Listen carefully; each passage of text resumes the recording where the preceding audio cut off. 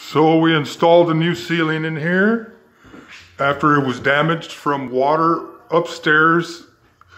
The water line broke and we put in a new ceiling, put knockdown on it, trimmed it out, trimmed out the walls, and fixed everything.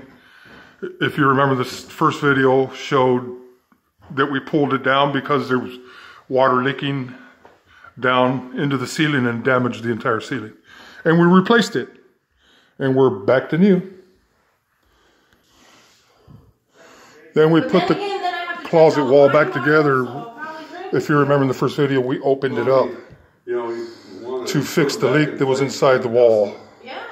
And put the shelves back and everything's back to normal. We still have to fix the floor in the bathroom, but that's going to be coming up shortly. The leak is fixed, the water's back to normal, the ceiling's back to normal, nothing's wet anymore, and we're good to go.